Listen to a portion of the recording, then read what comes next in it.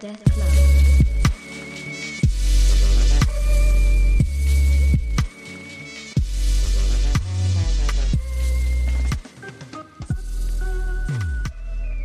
Hey everybody, welcome back to the podcast. Danny here, and today I'm talking to you about Hell's Paradise. So Hell's Paradise, or Jigokuraku, is written and drawn by Jigokuraku, and this was published in Shonen Jump Plus. That's the digital magazine that they have over there. You can read those chapters for free on Manga Plus, but the way the app works is, of course, you only have the first 3 chapters and the latest 3 chapters. And this ran from January 2018 and ended this year, actually, January 2021. I meant for this episode to come out sooner when I actually read it, but when I got to where it was at the time, when I caught up, I looked like, oh, this is ending soon. So I just held it off for a bit just to see when is it going to happen. And this past Sunday, as of this recording, the final chapter went out, and I believe that was 127.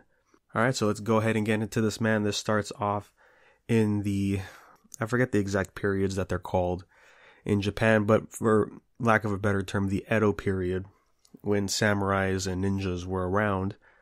It starts off with our main character, one Gabimaru, whose nickname is Gabimaru the Hollow. He is a ninja that brutally kills and never shows emotion, therefore the nickname Hollow.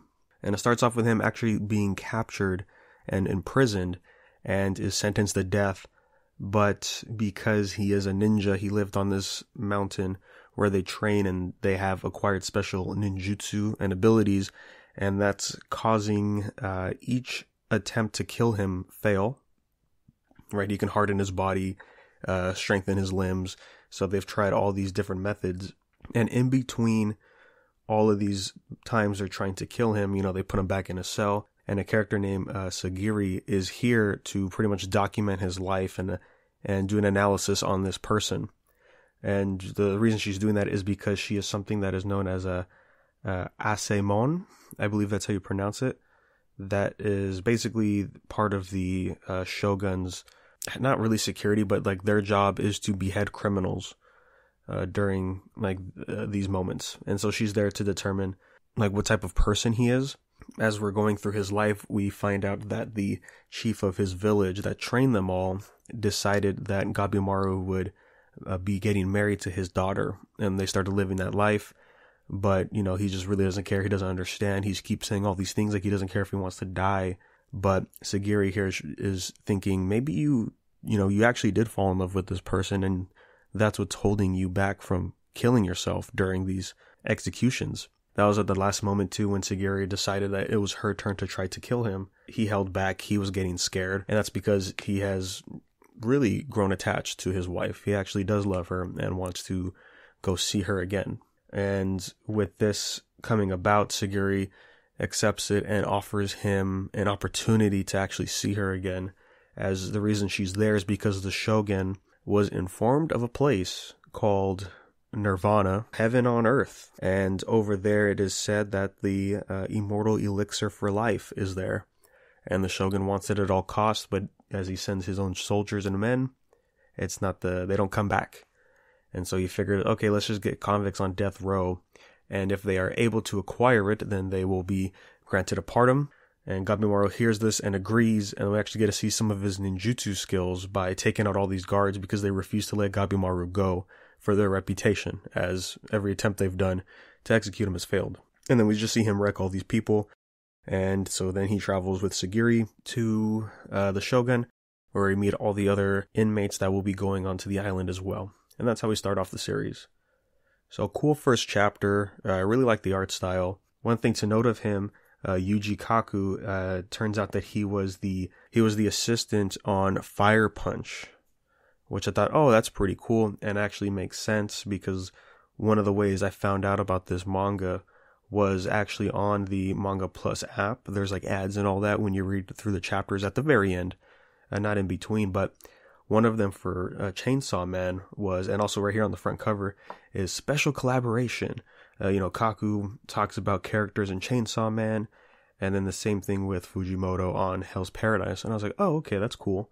This is a great series. First off, I have to say it's very underrated, and definitely just pick it up right off the bat. Without getting into much detail for it, I think it deserves a lot more. And it was cool at the end of the final chapter, they announced that there's going to be an anime for it, which is great. But again, it's also sad because it had to take all the way up to the manga actually ending for it to get an anime. I hope it does well and catches people's attention, and I really hope that the anime does justice for the art style, because what I like about the art is it feels a little rough. It feels of the time, kind of like how a manga I talked about a while back, Ichigeki, very like sketchy and rough, and that's supposed to like reflect how the world is for these fake samurai in that series. Here it feels kind of the same. They're rough and rowdy convicts, and it definitely feels like of that era, like I said. And there's one character in there who's this giant, tall samurai whose name is Gantetsusai, or Tamiya. He's known as like a dragon samurai or something, and he looks like he's definitely of the era, and the art really helps as well. So a lot of cool stuff that they do with the art. The action is intense. It's great stuff. Design's also solid too. And as we go further into the manga, not trying to spoil anything, but eventually we get to the point where they get there. They get to Nirvana. It was not what I was expecting at all. At first it sounded like a very Battle Royale-esque thing, to where like, okay, all these convicts are going on an island, only one can come out the victor with the elixir. So it's like, obviously they're going to be fighting each other. And they're also accompanied by the samurai whose jobs are to behead. So there's that going on as well. So we have like two groups of people teaming up and splitting off just to find this thing. And then, yeah, once we get into this environment here, it's so different, something I really wasn't expecting, but it's pretty fantastic. It's very bizarre, and it keeps you engaged because you want to find out more about this world, as our characters themselves are trying to figure out at the same time. And then eventually we meet our main antagonist, and we get a bunch of lore about them with flashbacks, and they meet characters that are on the fence of the whole situation. And a lot of great writing when it comes to the characters. They all feel unique. They all feel very alive, and their motivations are very clear up front. And as we get further and further into this series and seeing everything that all these people are going to, they start to change. Another strong aspect here when it comes to the writing has to be with our characters and their interactions. The relationships that form between the cast, whether it be between the bandits themselves once they come together and fight a common enemy, or if it's between them and their guards that are the beheaders, right, for the shogun.